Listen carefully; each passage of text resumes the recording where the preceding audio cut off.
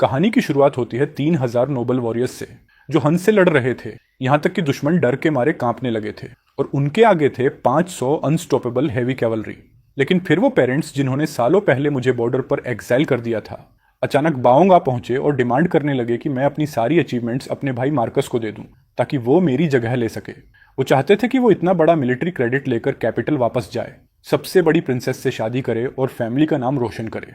10 साल खून और तलवारों के बीच गुजारने के बाद मेरे पेरेंट्स से जुड़ी हर उम्मीद कब की मर चुकी थी। आखिर एक पैम्पर्ड डैंडी कैसे ग्रेट वॉल के बाहर इंतजार कर रहे 3 लाख रूथलेस हंस को रोक सकता था। जब वो इतने शौक से अपनी मौत की तरफ भागना चाहते थे तो मैंने सोचा मिलिट्री पावर और टाइटल उन्हें दे देने में क्या हर्ज है। लेकिन उससे पहले मुझे उनसे एक डॉक्यूमेंट साइन करवाना था जिसमें फैमिली टाइज खत्म करने की बात लिखी थी। उस दिन मैं अभी बॉर्डर के पार से वापस लौटा ही था कि मेरी कमांड टेंट का पर्दा अचानक जोर से खींचकर खोला गया।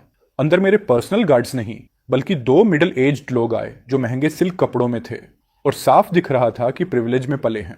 उनके पीछे एक जनरल खड़ा था जिसने ब्रांड न्यू मैजिकल आर्मर पहन रखा था जो उस पर पूरी तरह बेवकूफी लग रहा था। ये थे मेरे प्यारे पेरेंट्स और मेरा महान भाई मार्कस। 10 साल हो चुके थे जब उन्होंने 15 साल की उम्र में मुझे इस मौत से भरे बेलियंग बॉर्डर पर भेज दिया था। इतने समय में वो एक बार भी मुझसे मिलने नहीं आए, लेकिन आज अचानक तीनों साथ आ गए थे। मेरा तथाकथित फादर आर्थर सख्त चेहरे के साथ खड़ा था। उसकी आवाज में नोबल एरोगेंस भरी हुई थी और उसने पूछा कि मैंने झुककर सल्यूट क्यों नहीं किया।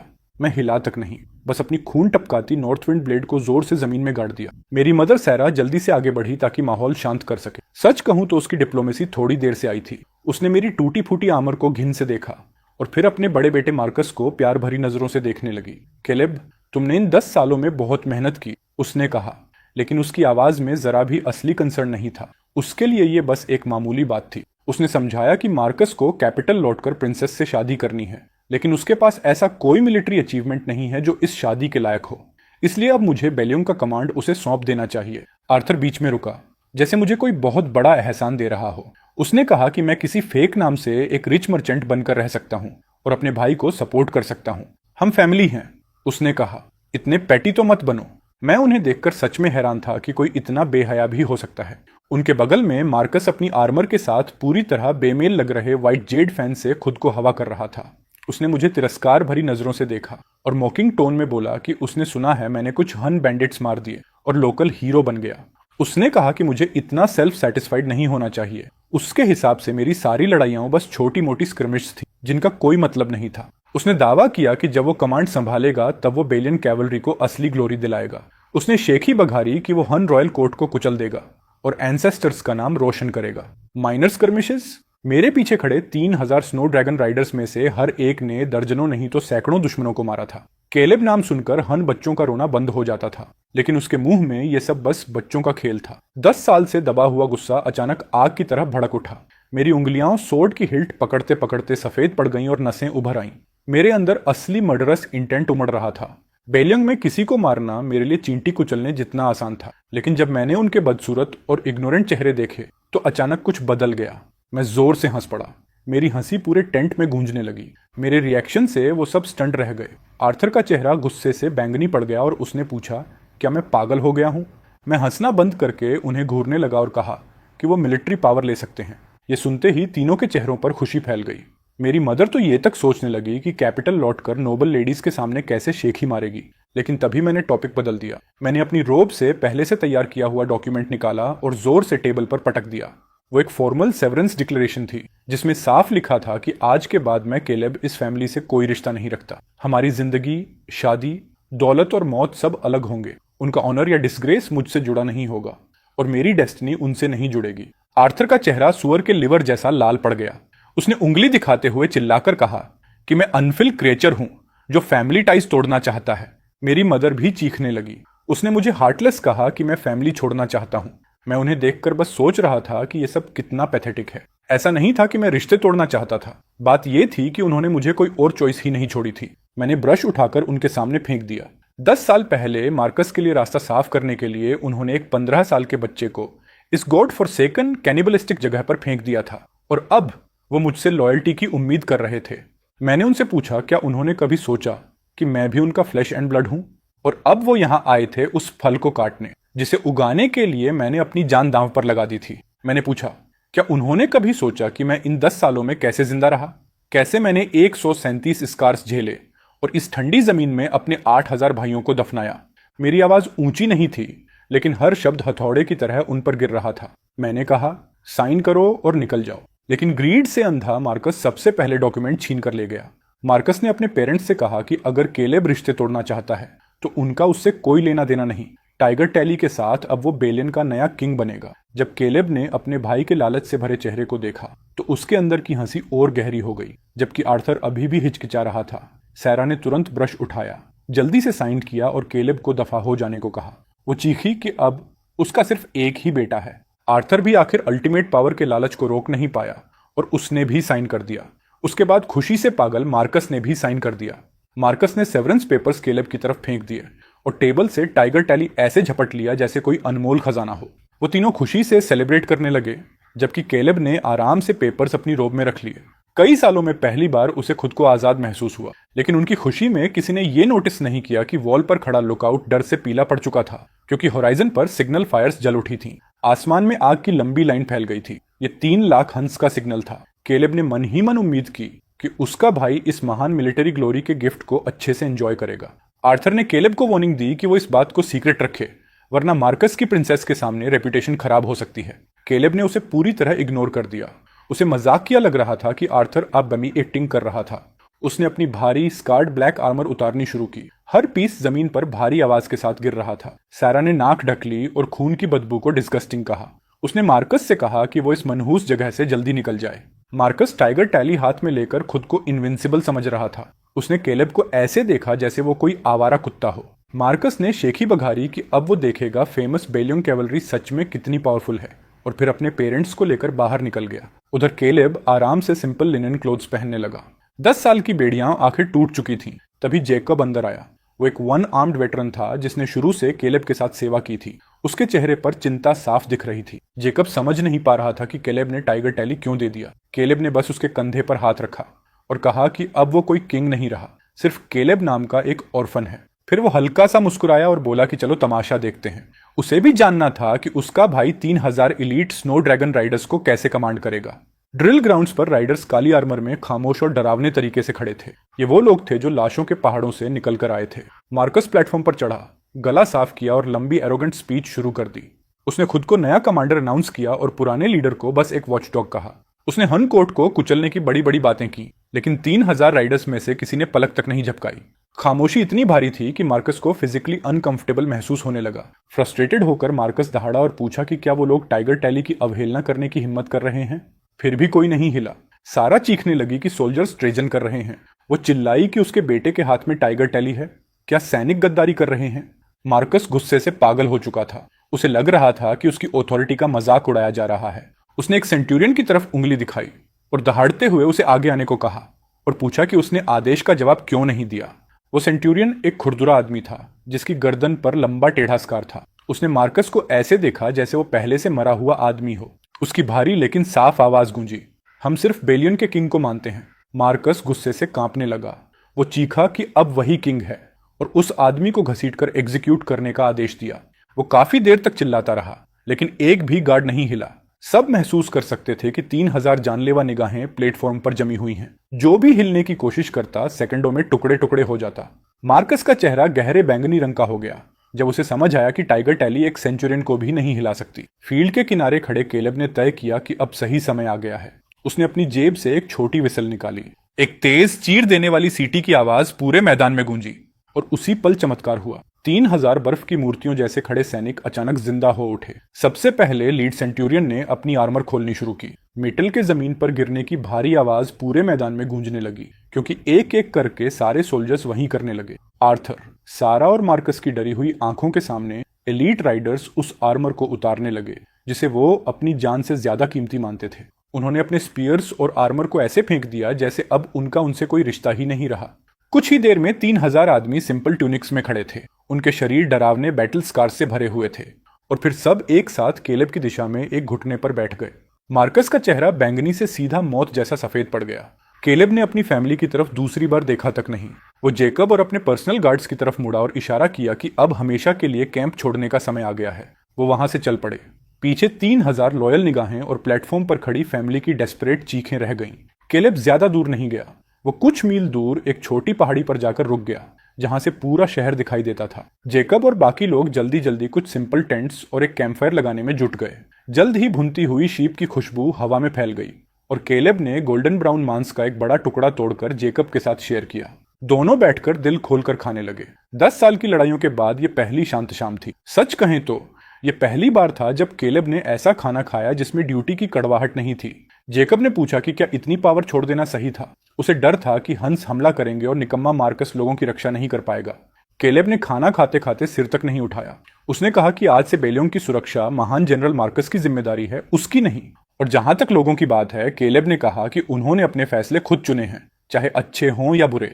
उसका दिल तो बहुत पहले ही ठंडा पड़ चुका था जब उसे पहली बार यहां एग्जाइल किया गया था। उसने इस जमीन की रक्षा किसी करप्ट कोर्ट या कोल्ड ब्लडेड पेरेंट्स के लिए नहीं की थी, बल्कि अपने ब्रदर्स इन आर्म्स और बॉर्डर के साधारण लोगों के लिए की थी। लेकिन दिल बदल जाते हैं। केलेब के रिजाइन करने की खबर पूरे शहर में जंगल की आग की तरह फैल गई। आधे घंटे के अंदर यह खबर ग्रेट वॉल पार करके हंस तक पहुंच गई। दीवार के बाहर हन किंग एक बंदी सुंदर औरत के साथ शराब पी रहा था। तभी उसे यह खबर मिली। वो कुछ पल के लिए जम गया, फिर अचानक पागलों की तरह जोरदार हंसी में फट पड़ा। उसने आसमान का शुक्रिया अदा किया इस किस्मत के तोहफे के लिए। वो बचर जिसने 10 साल तक उन्हें रोके रखा था, आखिर चला गया था। उसकी जगह उसका भाई आया था, जिसने शायद कभी चिकन तक नहीं मारा था। हन किंग ने उस औरत को धक्का देकर हटाया और खड़ा हो गया। उसकी आंखें लालच से चमक रही थीं। 10 लंबे साल बीत चुके थे और उसके वॉरियर्स की तलवारों पर जंग लगने लगी थी। उसने अपनी गोल्डन सिमिटर निकाली और साउथ की तरफ इशारा किया, उन जमीनों को वापस लेने के लिए जिन्हें केलेब ने इतनी बेरहमी से डिफेंड किया था। विशाल मैदानों में फैले लाखों हन रेडर्स ने एक साथ ऐसी डरावनी चीख निकाली कि हड्डियां तक कांप जाए। केलेब के साये ने उन्हें बहुत लंबे समय तक दबाकर रखा था और अब उनका जमा हुआ डर कत्लेआम की भूख में बदल चुका था। 3 लाख की सेना काले समंदर की लहर की तरह नॉर्दर्न पास की तरफ बढ़ने लगी। उधर शहर में हमारा प्यारा मार्कस उसी कमांड टेंट में एक लेविश बैंक्वेट कर रहा था जो कभी केलेब का हुआ करता था। उसने शहर की सबसे बेहतरीन डांसर्स और म्यूजिशियंस बुला रखी थी। हवा में डेकेडेंट म्यूजिक और शराब की भारी बदबू भरी हुई थी। मार्कस घमंड से बैठा था, आधा नशे में डूबा हुआ, और एक ग्लैमरस डांसर उसके हाथों में लिपटी हुई थी। वो औरत उसे टोस्ट ऑफर कर रही थी, जबकि उसके पेरेंट्स आर्थर और सारा अपनी सीट से ये सब देख रहे थे। हालांकि दिन में वो डर गए थे, लेकिन अब अपने बेटे को कमांड में देखकर उनका पुराना एरोगेंट सुपीरियोरिटी वाला एटीट्यूड वापस आ चुका था। सेरा आगे झुककर पूछने लगी कि क्या वो जिद्दी सोल्जर्स आखिर मान गए। मार्कस ने हाथ हिलाकर डिसमिस करते हुए कहा कि वो सब बस गंवार पेजेंट्स हैं जो भूखे और बिना सैलरी के जल्द ही घुटनों के बल वापस आ जाएंगे। आर्थर ने अपनी दाढ़ी सहलाई और सहमति में सिर हिलाया। उसे पूरा यकीन था कि ऐसे लोगों को सिर्फ सख्त हाथ से ही संभाला जा सकता है। पूरी फैमिली फ्यूचर की वेल्थ और पावर के सपनों में खोई हुई थी। उन्हें आने वाले तूफान का जरा भी अंदाजा नहीं था। अचानक जमीन हल्की हल्की कांपने लगी। टेबल पर रखे वाइन ग्लासेस हिलने लगे। मार्कस ने भौहें सिकोड़ते हुए पूछा, क्या अर्थक्वेक आया है? तभी एक गार्ड भागता हुआ टेंट में घुसा। उसका चेहरा डर से बिल्कुल सफेद पड़ चुका था। उसकी आवाज इतनी कांप रही थी कि वो ठीक से बोल भी नहीं पा रहा था। उसने खबर दी कि हंस हमला कर रहे हैं। मार्कस इंटरप्शन से चिढ़ गया और उसने पूछा कि कुछ रेडर्स के लिए इतना पैनिक क्यों हो रहा है। लेकिन जब गार्ड ने हांफते हुए 3 लाख कहा तो मार्कस के हाथ से वाइन जग छूटकर जमीन पर टूट गया। उसका नशे वाला कॉन्फिडेंस एक पल में गायब हो गया और उसकी जगह ठंडे लकवाग्रस्त कर देने वाले डर ने ले ली। उसने सोचा था कुछ 1000 दुश्मन होंगे, पूरी कौम नहीं। जब वो लड़खड़ाते हुए टेंट से बाहर निकला तो उसने होराइजन को आग में चमकते देखा और हन कैवलरी की बाहरी कर देने वाली दहाड़ सुनी, जैसे नरक के दानव दौड़ते चले आ रहे हों। पहली डिफेंस लाइन पहले ही टूट चुकी थी और बचे हुए गार्ड्स का बेरहमी से कत्लेआम हो रहा था। मार्कस की आंखें पलट गईं। उसके पैरों ने जवाब दे दिया और उसके नीचे गर्म बदबूदार पानी फैलने लगा। हाँ, नया महान जनरल डर के मारे सच में खुद पर पेशाब कर चुका था। उधर केलेब अपनी पहाड़ी पर आराम से बैठा रोस्टेड मीट खा रहा था और नीचे मचे केस को ऐसे देख रहा था जैसे कोई डार्क प्ले चल रहा हो। तभी उसके पीछे एक शैडो चुपचाप उभरी। वो था शैडो, उसका सबसे भरोसेमंद इंटेलिजेंस ऑफिसर। उसने रिपोर्ट दी कि प्रिंसेस ने केलेब पर नजर रखने के लिए जो स्पाई भेजा था वो इन्वेजन का नजारा देखकर पूरी तरह ट्रॉमेटाइज्ड हो चुका है। केलेब ने शांत स्वर में कहा कि अब उस एरोगेंट प्रिंसेस को समझ आएगा कि जब बुचर भेड़ियों को खुला छोड़ देता है तब क्या होता है। जल्द ही पूरा किंगडम जान जाएगा कि नॉर्थ का असली किंग कौन है। पास पर लगी आग पूरी रात जलती रही और मरते हुए लोगों की चीखें मीलों दूर तक सुनाई देती रहीं। जेकब और बाकी गार्ड्स पास ही खड़े थे। उनकी मुट्ठियां इतनी जोर से भींची हुई थीं कि नकल्स सफेद पड़ चुके थे और उनकी आंखें दबे हुए गुस्से से लाल थीं। वो डेस्परेटली नीचे भागकर अपने पुराने ब्रदर्स इन आर्म्स और बेगुनाह टाउन पीपल को बचाना चाहते थे। लेकिन केलेब के डायरेक्ट ऑर्डर के बिना एक भी आदमी हिलने की हिम्मत नहीं कर रहा था, चाहे ये सब देखना कितना भी दर्दनाक क्यों ना हो। आखिर एक गार्ड बोल पड़ा। उसकी आवाज इमोशन से टूट रही थी जब उसने ऑर्डर्स की भीख मांगी, लेकिन केलेब चुप रहा। वो बस आराम से अपनी वाइन पीता रहा। उसे पता था कि जब तक कैपिटल खुद खून की असली कीमत महसूस नहीं करेगा, तब तक वो उसकी प्रोटेक्शन की वैल्यू कभी नहीं समझेंगे। सुबह होने तक हमला करने वाली पहली वेव आखिर पीछे हट गई, लेकिन सिर्फ इसीलिए क्योंकि हंस दिन भर की लूट पूरी कर चुके थे।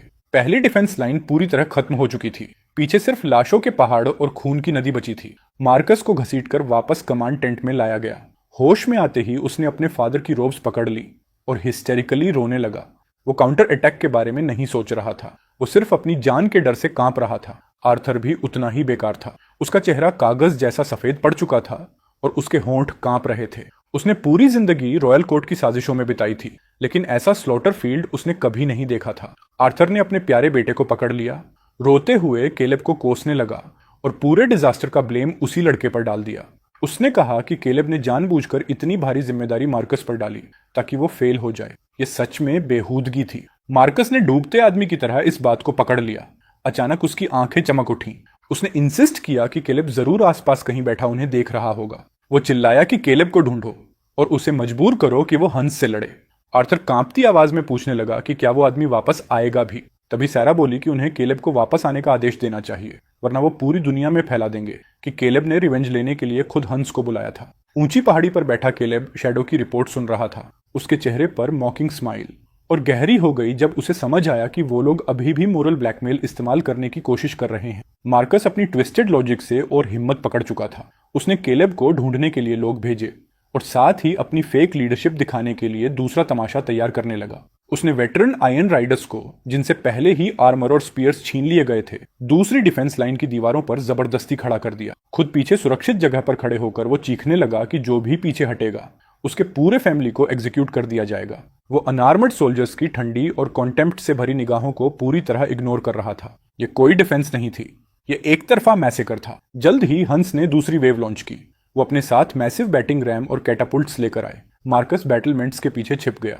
वो इतना डरा हुआ था कि सिर तक उठाने की हिम्मत नहीं कर पा रहा था। उसने देखा कि वही लेजेंडरी कैवलरी जिससे वो कभी जलता था, अब हंस के हाथों गेहूं की फसल की तरह काटी जा रही थी। उनके पास लड़ने के लिए सिर्फ पत्थर और अपने दांत बचे थे। वो करप्ट कोर्ट के लिए नहीं लड़ रहे थे, वो सिर्फ अपने फैमिलीज को हंस के चंगुल से बचाने की कोशिश कर रहे थे। फिर भी मार्कस को जरा भी गिल्ट महसूस नहीं हुआ। उसने एक्साइटेड होकर अपने फादर से कहा कि इन जिद्दी कुत्तों को कंट्रोल करना आसान है, बस इनके परिवारों को धमकी दो। केलेब को पता था कि वो लोग इनकॉम्पिटेंट हैं, लेकिन उसे अंदाजा नहीं था कि वो इतने घटिया भी हो सकते हैं। उसने चुपचाप शैडो को सोल्जर्स की फैमिलीज को इवैक्यूएट करने का ऑर्डर दिया। जब जैकब ने बाकी लोगों के बारे में पूछा तो कैलेब ने बस इतना कहा कि जिन्होंने अपना रास्ता खुद चुना है उनके फेट की इज्जत करो और सबको बचाने की इच्छा छोड़ दो। वो चाहता था कि दुनिया देखे कि उसके बिना नॉर्थ का क्या हाल होता है, और वो चाहता था कि उसका प्यारा भाई ग्रेस से गिरने की कड़वाहट महसूस करे। आखिरकार दूसरी डिफेंस लाइन भी टूट गई और हन बैनर्स दीवारों पर गाड़ दिए गए। पूरा शहर चीखों और केओस से भरे नाइटमेयर में बदल गया। हंस भेड़ियों की तरह शहर में घुस पड़े और उनकी मुड़ी हुई तलवारें धुएं और लोगों की डेस्परेट चीखों के बीच खून की फसल काटने लगी। कमांड टेंट के अंदर मार्कस और उसके पेरेंट्स डर से जमे हुए थे। आखिर सारा का धैर्य टूट गया। उसने अपने बेटे को पकड़कर बाहर की तरफ घसीटना शुरू किया ताकि किसी तरह भाग सके। उनके सारे ग्रैंड प्लान्स धूल में मिल चुके थे। मार्कस और उसके पेरेंट्स कुछ गार्ड्स के साथ कॉमनर्स का भेष बनाकर भागने की कोशिश करने लगे, लेकिन शहर पहले ही खून के प्यासे हंस और चीखते सिविलियंस के क्योस में बदल चुका था। वो ज्यादा दूर नहीं जा पाए थे कि रेफ्यूजीज की बेकाबू भीड़ ने उन्हें अलग अलग कर दिया। सारा भीड़ में धक्के खाती रही, डर के मारे चीखती हुई, जबकि वो मार्कस को खुद से दूर जाते देख रही थी। हालांकि उसने साधारण कपड़े पहने थे, लेकिन उसकी साफ सुथरी स्किन और पैनिक भरा चेहरा पास के एक हन राइडर को बता चुका था कि वो कोई ऊंचे दर्जे की औरत है। एक शिकारी जैसी हंसी के साथ वो घुड़सवार उसकी तरफ बढ़ा। उसका विप हवा में उठा हुआ था और सारा डर से जड़ हो गई। उसी पल आर्थर में अचानक हिम्मत आ गई। वो झपट कर आगे बढ़ा और सारा को धक्का देकर हटाया। ठीक तभी विप उसकी पीठ पर आकर पड़ा। उस वार ने उसकी चमड़ी चीर दी, लेकिन उसने दर्द की परवाह नहीं की। वो सारा पर चिल्लाया कि भागो। वो डेस्परेटली घोड़े का सिर पकड़कर लटक गया, जबकि सारा बिना पीछे देखे भाग निकली। हन गुस्से से पागल हो गया। उसने अपनी कर्व्ड ब्लेड निकाली और एक ही वार में आर्थर का हाथ काट दिया। आर्थर किसी कटते हुए जानवर की तरह चीखने लगा, लेकिन वो सोल्जर अभी भी संतुष्ट नहीं हुआ। उसने आर्थर की टांग पर भी वार किया और फिर आसान शिकार ढूंढने निकल गया। उधर मार्कस की हालत भी अच्छी नहीं थी। उसे उन्हीं सिविलियंस ने गिराकर कुचल दिया था जिन्हें वो कभी नीची नजर से देखता था। उसका पैम्पर्ड शरीर ऐसा दर्द कभी नहीं झेल पाया था। आंसू उसकी आंखों को धुंधला कर रहे थे जबकि वो रेंगते हुए भागने की कोशिश कर रहा था। उसने ऊपर देखा तो एक विशाल हन सोल्जर रोते हुए इन्फेंट को हाथ में पकड़े खड़ा था। वो हंस रहा था और बच्चे को बोनफायर में फेंकने की तैयारी कर रहा था। बच्चे की मां मिट्टी में घुटनों के बल गिरी हुई सोल्जर की टांग पकड़कर दया की भीख मांग रही थी, लेकिन उसे कूड़े की तरह लात मारकर हटा दिया गया। मार्कस ने देखा कि सोल्जर ने बच्चे को आग की तरफ उछाल दिया। उस नजारे ने उसका पेट घुमा दिया। वो वहीं उल्टी करने लगा। उसे आखिर समझ आया कि ये बारबेरियंस उसकी मिलिट्री ग्लोरी का सीढ़ी नहीं है। डर उसके दिल को बर्फ जैसे पंजों से जकड़ चुका था। वो और ज्यादा हॉरर देखने की हिम्मत नहीं कर पाया।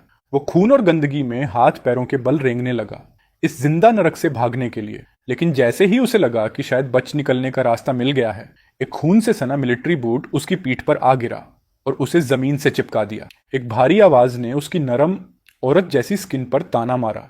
मार्कस जम गया। उसके नाक में खून और पसीने की बदबू भर गई। उसका अंत हो चुका था। ऊंची पहाड़ी पर केलेब चुपचाप शैडो की रिपोर्ट सुन रहा था जिसमें शहर के पतन की भयानक डिटेल्स थी। आर्थर एक हाथ और एक टांग खो चुका था और इस वक्त सैरा के साथ ग्रेन वैट में छिपा हुआ था। दोनों मुश्किल से जिंदा थे। मार्कस को हंस ने पकड़ लिया था और शायद वो उसके नरम शरीर को अपने कैंप के फ्यूचर फूड सोर्स की तरह देख रहे थे। केलेब बिना किसी इमोशन के ये सब सुनता रहा। वो बस अपने हाथ में पकड़े जेड पेंडेंट से खेल रहा था जो 10 साल पहले कैपिटल से लाई गई उसकी इकलौती चीज थी। उसने पूछा कि क्या उनके अपने सारे लोग डेंजर जोन से सेफली निकाल लिए गए हैं। शैडो ने कंफर्म किया कि 3000 आयरन राइडर्स की फैमिलीज और उनके मरे हुए ब्रदर्स के ऑर्फन्स सब रियर वैली में सुरक्षित हैं। केलेब ने संतोष से सिर हिलाया, लेकिन उसने देखा कि जैकब पास खड़ा कुछ बोलने में हिचक रहा है। आखिर जैकब फट पड़ा। उसने पूछा, उन लाखों इनोसेंट सिविलियंस का क्या, जो अभी भी शहर में फंसे हुए हैं? केलेब उसकी तरफ मुड़ा, फिर पीछे खड़े उन सोल्जर्स की तरफ देखा जिनकी आंखों में भी वही कॉन्फ्लिक्ट था। उसने जैकब से पूछा कि जब उससे कमांड छीन ली गई थी तब क्या उन सिटीजन्स में से किसी ने उसके लिए आवाज उठाई थी?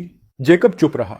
उसके पास जवाब नहीं था। तब केलेब ने पूछा कि क्या किसी ने उसके 3000 ब्रदर्स की जान के लिए भीख मांगी थी? सबने बस बंद खिड़कियों के पीछे से तमाशा देखा था, ये सोचकर कि सोल्जर्स हमेशा आसमान को थामे रखेंगे। केलेब की आवाज नॉर्दर्न विंड की तरह ठंडी थी जब उसने कहा कि अब आसमान आखिर गिर चुका है और वो उसे पकड़ने से इनकार करता है। उसने कहा कि वो सबको नहीं बचा सकता और ना ही बचाना चाहता है। वो सिर्फ उन्हीं को बचाएगा जो बचाए जाने के लायक हैं। उसने आर्मी को आराम करने और कैपिटल से खबर आने का इंतजार करने का आदेश दिया। वो चाहता था कि ये आग एम्परर के थ्रोन तक पहुंचे। खबर उसकी उम्मीद से भी तेजी से फैली। मार्कस की कैप्टिविटी के तीसरे दिन पूरे फैमिली और दुनिया तक सबसे बड़े बेटे की बेइज्जती की खबर पहुंच गई। नॉर्दर्न पास के मेन स्क्वायर में हन लीडर ने अपने खून के प्यासे चीफिटन्स के लिए बैंक्वेट रखा। मनोरंजन के लिए ना म्यूजिक था ना डांस। वहां एक कुत्ते को घुमाया जा रहा था और वो कुत्ता कोई और नहीं, केलेब का प्यारा भाई मार्कस था। मार्कस की डिग्निटी और कपड़े दोनों छीन लिए गए थे। उसकी गर्दन में भारी आयरन चेन कसी हुई थी, बिल्कुल किसी आवारा कुत्ते की तरह।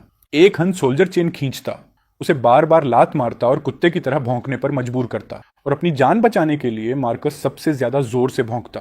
उसने उन भौंकों में उससे ज्यादा मेहनत लगाई जितनी कभी मिलिट्री ट्रेनिंग में नहीं लगाई थी। चारों तरफ खड़े हन सोल्जर्स ठहाके मार रहे थे। वो उसके सामने हड्डियों के टुकड़े और बचा हुआ गंदा खाना मिट्टी में फेंकते हुए महान जनरल का मजाक उड़ा रहे थे। मार्कस हिचकिचाया तो सोल्जर ने उसका सिर बूट से कुचल दिया और उसका चेहरा कीचड़ में तब तक दबाए रखा जब तक उसने विरोध करना बंद नहीं कर दिया। भूखे जानवर की तरह मार्कस हड्डियों पर टूट पड़ा, गंदगी से सने स्क्रैप्स को अपने मुंह में ठूंसने लगा। उधर हन लीडर साइलस अपने ऊंचे आसन से ये सब देख रहा था। सिलस पीछे झुककर इतनी जोर से हंस रहा था कि उसकी सांसें तक फूल गईं। वो इस तमाशे का पूरा मजा ले रहा था। हंस के लिए ये सिर्फ मिलिट्री विक्ट्री नहीं थी, ये स्पिरिचुअल विक्ट्री थी। उन्होंने उस गॉड ऑफ वॉर के भाई को तोड़ दिया था जिसने 10 साल तक उन्हें डरा कर रखा था और उसे अपना पालतू बना दिया था। उधर केलेब ने यह खबर बिना किसी इमोशन के सुनी। उसने बस रिपोर्ट जैकब को पकड़ा दी। जैकब गुस्से से कांपने लगा और उसने मुट्ठी मेज पर दे मारी। उसने मार्कस को जानवर और डिस्ग्रेस कहा और केलेब से विनती की कि उसे मारने की परमिशन दे दे ताकि नेशन की ये बेइज्जती रुक सके। लेकिन केलेब पर कोई असर नहीं हुआ। उसने शांत आवाज में कहा कि जो इज्जत जा रही है वो सिर्फ मार्कस, उसकी फैमिली और एम्परर की है। उसका नेशन या खुद उससे कोई लेना देना नहीं।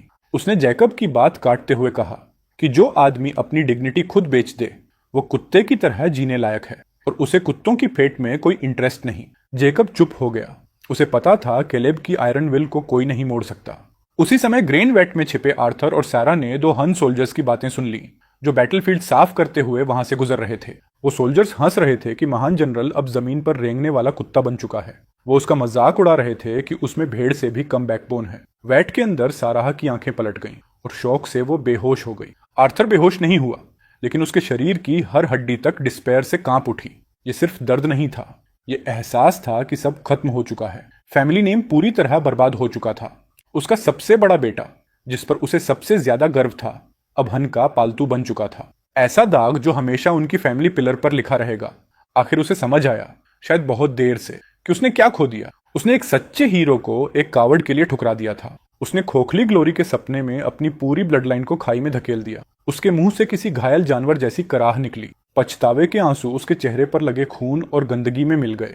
अपने बचे हुए एक हाथ से वो खुद के चेहरे पर थप्पड़ मारने लगा। वो केलेब को पुकारने लगा, अपने ठुकराए हुए बेटे से भीख मांगने लगा कि वापस आकर उन्हें बचा ले। उसकी आवाज दर्द से भरी पैथेटिक चीख बन चुकी थी। आर्थर और सारा दोनों पागलपन की कगार पर पहुंच चुके थे। अब उनकी आखिरी उम्मीद सिर्फ केलेब था, लेकिन केलेब का अभी अपनी तलवार म्यान में डालने का कोई इरादा नहीं था। शैडो ने रिपोर्ट दी कि एम्परर के सीक्रेट मैसेंजर्स खबर पहुंचाने के लिए 3 घोड़े मार चुके हैं। आज रात तक ये रिपोर्ट कैपिटल पहुंच जाएगी। केलेब खड़ा हुआ और होराइजन की तरफ देखने लगा। वो इंपीरियल कोर्ट में होने वाले तमाशे का इंतजार कर रहा था। वो सोच रहा था कि जब एम्परर को पता चलेगा कि उसका नॉर्दर्न किंग अब हंस का खिलौना बन चुका है, तब उसके चेहरे पर कैसा एक्सप्रेशन होगा। ये वो पल था जिसे देखने के लिए केलेब काफी ईगर था। 5वें दिन नॉर्दर्न पास आखिर पूरी तरह महान मार्कस द डॉग की हीरोइक गाइडेंस में गिर गया। बाकी रेजिस्टेंस भी खत्म कर दी गई और साइलस अपनी ग्रैंड एंट्री की तैयारी करने लगा। हन लीडर अपने ऊंचे स्टेलियन पर बैठकर शहर की सबसे चौड़ी सड़क से गुजरा। सड़क के दोनों तरफ बचे हुए सिटीजन्स खड़े कांप रहे थे और ऊपर देखने की हिम्मत तक नहीं कर पा रहे थे। और उस घोड़े को आगे से पकड़कर चलाने वाला, झुक झुक कर चापलूसी भरी मुस्कान देने वाला कोई और नहीं बल्कि केलेब का भाई मार्कस था। ये नजारा अनगिनत लोगों ने देखा। ये एक फैमिली ओनर की पब्लिक एग्जीक्यूशन थी। ये खबर प्लेग की तरह हर दिशा में फैल गई और रात होते होते हजारों मील दूर कैपिटल तक पहुंच गई। पैलेस के अंदर एम्परर जूलियन अभी सोने ही गया था कि दरवाजे पर घबराहट भरी जोरदार दस्तक से उसकी नींद टूट गई। उस दस्तक ने एम्परर को पूरी तरह जगा दिया। नॉर्दर्न पास से अर्जेंट रिपोर्ट आई थी और जूलियन के दिल में डर की ठंडी लहर दौड़ गई। उसने जल्दी से अपनी ड्रैगन रोब पहनी। उसका चेहरा चिंता से काला पड़ चुका था और वो बाहर भागा जहां एक मैसेंजर धूल और खून से लथपथ खड़ा था। मैसेंजर घुटनों के बल बैठा था और प्रिंसेस की सीक्रेट सर्विस की सील्ड रिपोर्ट आगे पकड़े हुए था। पढ़ो, जूलियन ने भारी आवाज में आदेश दिया। हेड यूनिच ने स्क्रॉल लिया। उसके हाथ डर से कांप रहे थे। फिर उसने वो बर्बादी भरी खबर पढ़नी शुरू की।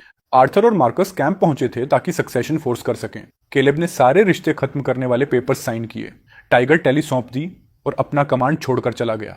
नई कमांडर मार्कस इतनी निकम्मी निकला कि 3000 एलीट राइडर्स ने उसी वक्त उसके ऑर्डर्स मानने से इनकार कर दिया। उसी रात 3 लाख हंस ने पास तोड़ दिया। मार्कस फ्रंट लाइन से डर के मारे भाग गया, यहां तक कि उसने अपने शरीर पर भी कंट्रोल खो दिया। आर्मी तबाह हो गई। नॉर्थ गिर चुका था और मार्कस पकड़ा गया, जिसने खुद को बचाने के लिए हंस का कुत्ता बनना स्वीकार कर लिया। यहां तक कि उनके घोड़ों को खुद लीड करने लगा। जब यूनक ने ये आखिरी बेइज्जती पढ़ी तो जूलियन का चेहरा भूत जैसा सफेद पड़ गया। अब वो और सहन नहीं कर पा रहा था। जूलियन के मुंह से खून की उल्टी निकल गई, जिसने उसकी गोल्डन रोब्स को लाल कर दिया। उसके आसपास खड़े सर्वेंट्स डर से कांपते हुए घुटनों पर गिर पड़े, जबकि एम्परर उत्तर की तरफ उंगली दिखाते हुए गुस्से से कांप रहा था। वो चीखा कि आर्थर और मार्कस की पूरी ब्लड लाइन को एग्जीक्यूट कर दिया जाएगा। उसने कभी सोचा भी नहीं था कि जिस आदमी को उसने प्रमोट किया और जिसे फ्यूचर सन इन लॉ चुना, वही आसमान में इतना बड़ा छेद कर देगा। नॉर्थ के गिरने का मतलब था कि एम्पायर का गेटवे अब पूरी तरह खुल चुका है। अब 3 लाख हन कैवलरी जब चाहे एम्पायर के दिल तक घुस सकते थे। जूलियन दहाड़ते हुए आदेश देने लगा, आर्थर की फैमिली का जो भी मेंबर इस वक्त कैपिटल में है, उसे तुरंत ग्रेट प्रिजन में फेंक दिया जाए और आगे की सजा का इंतजार कराया जाए। वो हॉल में पिंजरे में बंद जानवर की तरह चक्कर काटने लगा। उसकी बातें बिखरती जा रही थीं। केलेब कहाँ है? अचानक वो रुका। ब्लड शॉट आंखों के साथ हेड यूनक की कॉलर पकड़ ली और चिल्लाया कि उस आदमी को ढूंढो जो अभी भी ये सब रोक सकता है। वो किसी भी कीमत पर केलेब को वापस चाहता था ताकि वो हंस को रोक सके। यूनक लगभग रोने लगा जब उसने कहा कि रिपोर्ट के मुताबिक जनरल केलेब ने अपना फैमिली नेम छोड़ दिया है और उसका कोई पता नहीं है। जूलियन ने उसे लात मारकर दूर फेंक दिया और निकम्मा कहा। उसने आदेश दिया कि धरती के हर कोने में केलेब को ढूंढा जाए। उसने वादा किया कि अगर केलेब वापस आ जाए तो उसे कुछ भी दिया जाएगा, टाइटल्स, लैंड्स, जो चाहे, बस वो हंस को पीछे धकेल दे। वो डेस्परेशन में प्रिंसेस का हाथ तक देने को तैयार हो गया। उस मेस को ठीक करने के लिए जिसे बनाने में उसका भी हाथ था। पूरा पैलेस क्योस में डूब गया। सबको एहसास हो चुका था कि सच में आसमान टूट रहा है। उधर प्रिंसेस लूना अपने शानदार चैम्बर्स में ये खबर सुन रही थी। वो बैठी सोच रही थी कि जिसे वो हीरो समझती थी वो असल में कावड़ निकला। वो हमेशा केलेब को नीची नजर से देखती थी, नॉर्थ का वो बुचर जो हमेशा खून की बदबू में डूबा रहता था। लेकिन अब रियलिटी ने उसे जोरदार तमाचा मारा था। उसका हीरो मार्कस तो ऐसा कुत्ता निकला जो चिकन तक नहीं मार सकता था, जबकि जिस आदमी से वो नफरत करती थी वही सबकी सुरक्षा की दीवार था। उसे समझ आया कि पिछले 10 सालों से केलेब अकेला ही आधे एम्पायर का पिलर बना हुआ था। जिस आदमी से उसकी शादी होने वाली थी वो सच में मर्दों में जायंट था। फिर भी उसने, रॉयल फैमिली ने और आर्थर के हाउस ने खुद उसे दूर धकेल दिया। पछतावा जहरीले सांप की तरह उसके दिल को काटने लगा। वो अचानक खड़ी हो गई। उसकी आवाज कांप रही थी, लेकिन उसमें डेस्परेट डिटर्मिनेशन था। उसने तय किया कि वो खुद नॉर्थ जाएगी, केलेब को ढूंढेगी और वापस लाएगी। उसे अंदर से पता था कि एम्पायर, थ्रोन और खुद उसे बचाने वाला सिर्फ वही आदमी है जिसे सबने छोड़ दिया था। सुबह होने से पहले ही कैपिटल का माहौल बदल गया। इंपीरियल गार्ड ने आर्थर की एस्टेट पर धावा बोल दिया। हाउस होल्ड का हर मेंबर, दूर के रिश्तेदारों से लेकर सबसे छोटे सर्वेंट तक, नींद से खींचकर कोर्टयार्ड में घसीट लाया गया। फिर डिक्री पढ़ी गई, देशद्रोह के अपराध में पूरे क्लैन को कैद किया जाएगा। कोर्टयार्ड दर्द भरी चीखों से भर उठा। कल तक जो रिश्तेदार मार्कस के प्रिंस बनने की शेख ही मार रहे थे, आज डंजन भेजे जा रहे थे। वो चीख चीख कर खुद को इनोसेंट बता रहे थे और सारा ब्लेम आर्थर और मार्कस पर डाल रहे थे। लेकिन गार्ड्स को कोई फर्क नहीं पड़ा। उनके ऑर्डर्स एब्सोल्यूट थे और एक समय की महान फैमिली का पतन सच में शुरू हो चुका था। आर्थर हाउस से जुड़ा हर इंसान उठा लिया गया। एक ही पल में कैपिटल की सबसे प्रेस्टिजियस स्टेट प्लेग लगी जगह जैसी बन गई, जहां जाने से लोग बचने लगे। ये सब केलेब के स्पाइस ने उसे रिपोर्ट किया, लेकिन केलेब ये सब सुनकर भी बिल्कुल काम रहा। उसे पता था कि वो लोग बस वही काट रहे हैं जो उन्होंने बोया था। अरेस्ट्स के अलावा एम्परर ने 2 और डिक्रीज जारी किए थे। शैडो एजेंट अपनी ब्रीफिंग जारी रखता है। पहला ऑर्डर था कि ministry of war veteran general Lee के अंडर 3 लाख मैन इकट्ठा करे ताकि नॉर्थ वापस लिया जा सके। केलेब बस हंस पड़ा। उसे पता था कि कैपिटल के सैनिक लग्जरी में इतने नरम हो चुके हैं कि प्रैक्टिकली बेकार हैं। उसने माना कि जनरल ली केपेबल है, लेकिन वो बूढ़ा हो चुका है और उसके पास एलीट ड्रैगन बैनर राइडर्स नहीं है। जब केलेब ने दूसरे डिक्री के बारे में पूछा तो एजेंट ने उसे पब्लिक अपॉलॉजी की कॉपी पकड़ा दी जो पूरे रेल्म में जारी की गई थी। केलेब ने स्क्रॉल खोला और पाया कि वो सरप्राइजिंगली सिंसेरिटी के साथ लिखा गया था। एम्परर ने शुरुआत आर्थर और मार्कस की शेमलेस हरकतों को कोसते हुए की थी। फिर अचानक उसका टोन बदल गया और वो केलेब की तारीफों के पुल बांधने लगा। डिक्री में लिखा था कि नॉर्थ का संकट कोर्ट की गलती है, जनरल की नहीं, और एम्पायर को अपने असली प्रोटेक्टर की डेस्परेटली जरूरत है। जूलियन ने केलेब से विनती की कि वो पुरानी ग्रीवेंस को एक तरफ रखकर लोगों की खातिर वापस लौट आए और मैसेस को बचाए। अगर केलेब वापस आ जाए तो एम्परर दुनिया की हुकूमत उसके साथ बांटने का वादा करता है।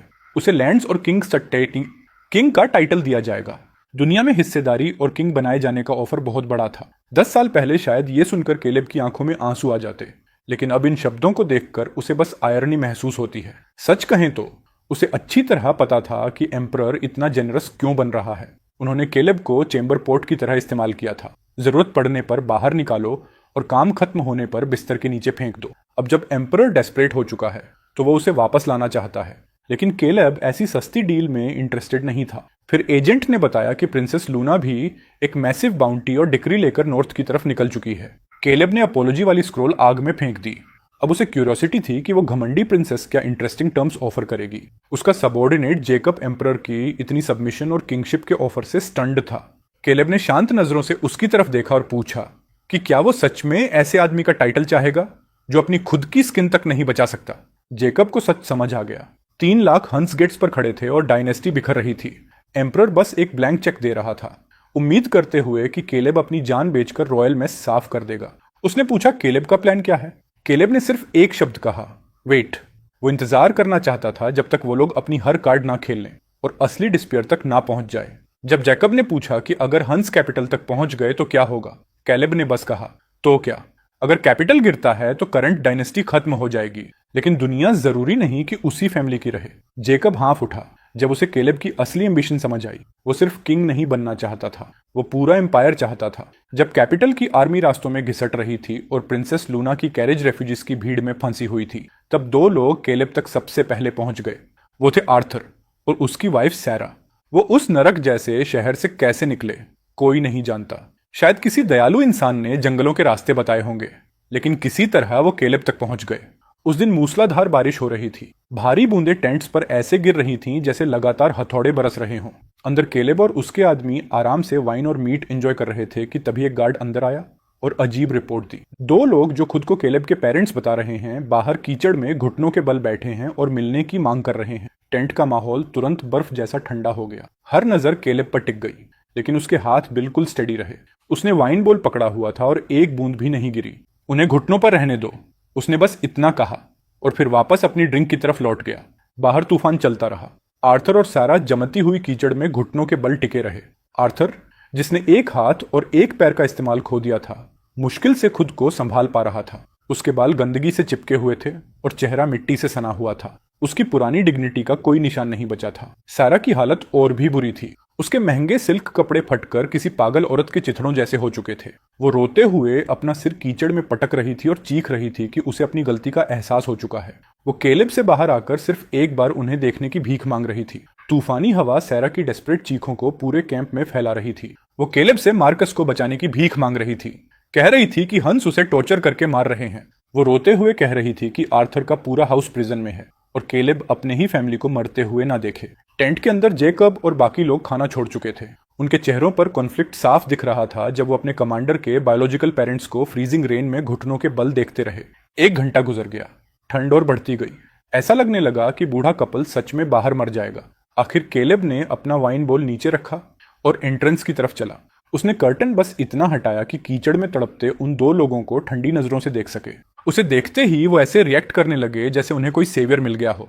वो डेस्परेटली टेंट की रोशनी की तरफ रेंगने लगे। आर्थर का चेहरा आंसुओं से भरा हुआ था जब वो हाँफते हुए बोला कि आखिर केलेब उनसे मिलने को तैयार हो गया। सारा हिस्टेरिकली रोते हुए अपनी जान की भीख मांगने लगी, लेकिन केलेब का चेहरा पूरी तरह इमोशनलेस था। उसने बस इतना पूछा कि वो यहाँ क्यों आए हैं, जबकि वो उन्हें वो मिलिट्री पावर पहले ही दे चुका है जो वो चाहते थे।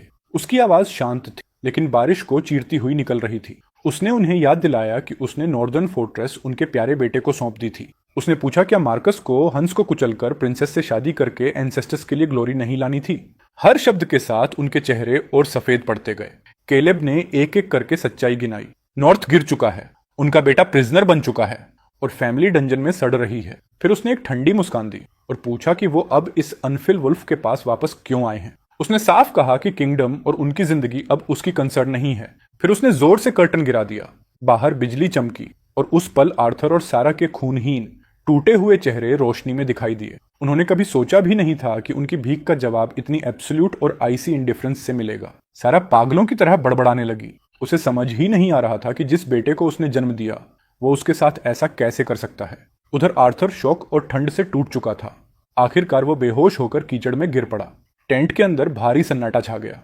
जेकब ने केलेब की तरफ देखा जैसे कुछ कहना चाहता हो, लेकिन आखिर में चुप ही रहा। उसे समझ आ चुका था कि उन शब्दों के साथ केलेब और आर्थर हाउस के बीच खून का आखिरी रिश्ता भी हमेशा के लिए टूट गया है। केलेब ने उन्हें मारा नहीं, लेकिन मदद भी नहीं की। उसने बस अपने आदमियों को कहा कि उन्हें मेन रोड तक घसीट कर छोड़ दो और फेट खुद उनका फैसला करेगी। 3 दिन बाद प्रिंसेस लूना की कैरेज आखिरकार पहुंच गई।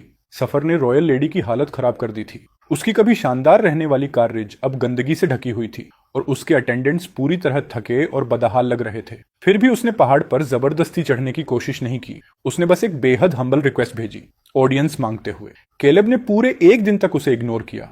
वो सुबह से शाम तक इंतजार करवाता रहा, कैलकुलेट करता हुआ कि प्रिंसेस की पेशेंस कब टूटेगी। तब जाकर उसने जैकब को भेजा कि उसे ऊपर लाया जाए। लूना अकेले आने का फैसला करती है। वो किसी गार्ड को साथ नहीं लाती और खुद केलेब के टेंट की तरफ बढ़ती है। अंदर केलेब आग के पास बैठा अपनी ब्लेड आराम से शार्पन कर रहा था। प्रिंसेस एक सिंपल व्हाइट ड्रेस पहने अंदर आई।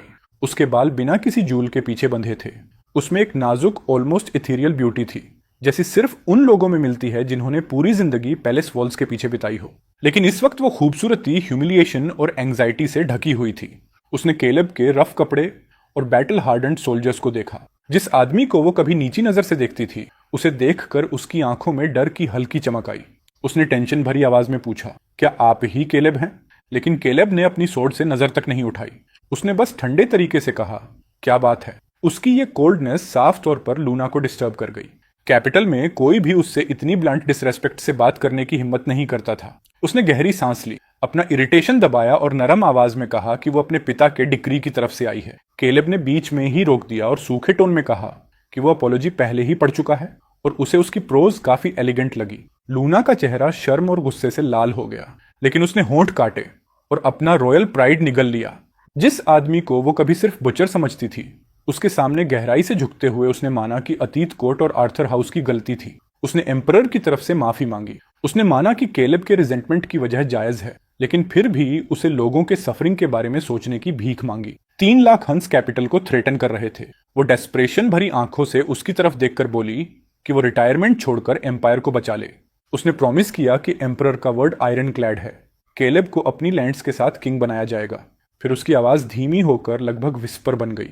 उसकी गर्दन पर हल्की लाली चढ़ आई जब उसने कहा कि वो खुद भी नेशन के लिए उसकी सर्विस के रिवॉर्ड के रूप में उससे शादी करने को तैयार है।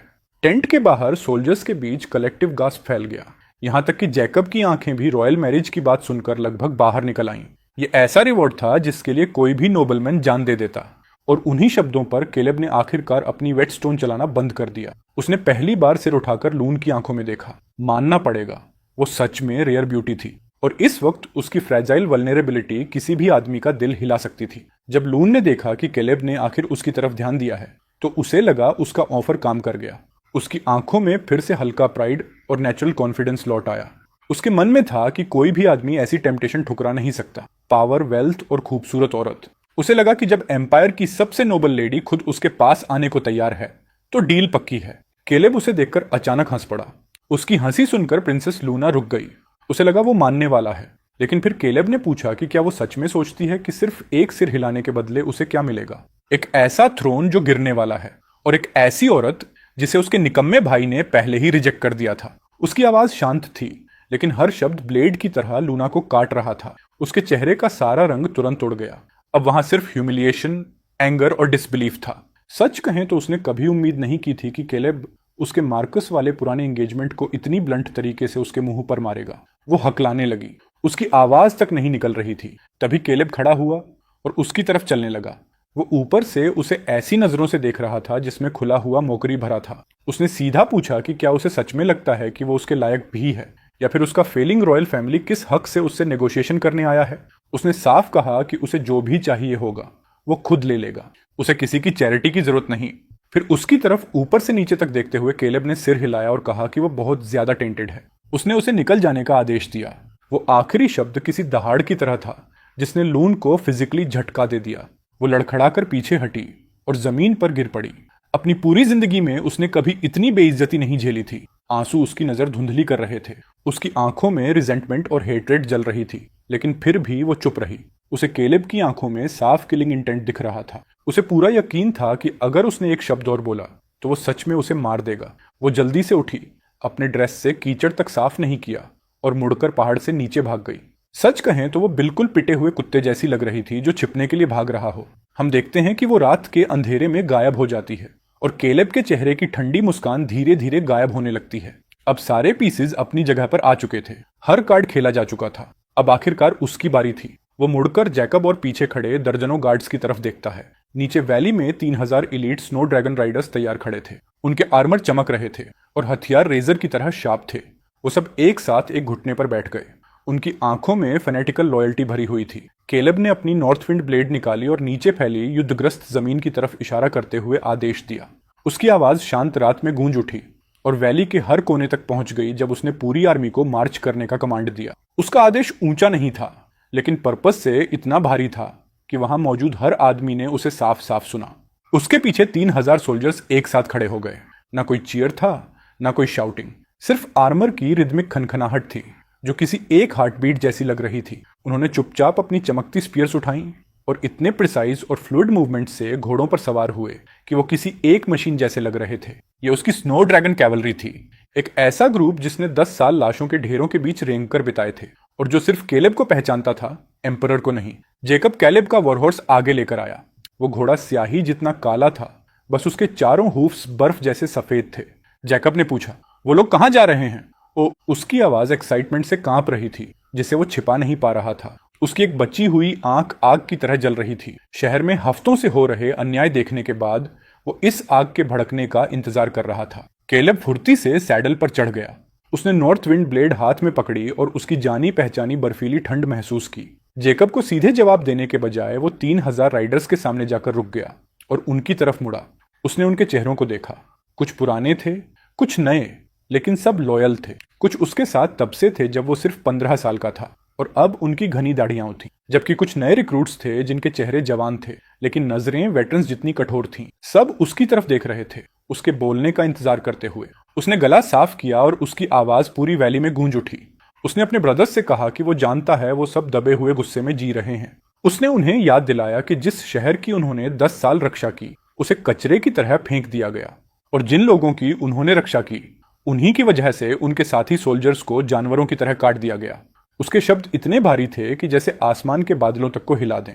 उसने अपने आदमियों की तरफ सिर हिलाकर उनके दर्द और उस आग को स्वीकार किया जो इतने समय से उनके अंदर जल रही थी। लेकिन उसने एक बात बिल्कुल साफ कर दी, वो एम्परर या करप्ट कोर्ट के लिए वापस नहीं जा रहे। 10 साल पहले एम्पायर ने उन्हें सड़ने के लिए छोड़ दिया था और 10 साल बाद उन्होंने सोल्जर्स के खून से खरीदी गई मिलिट्री ऑनर्स छीनकर एक कावर्ड को दे दी।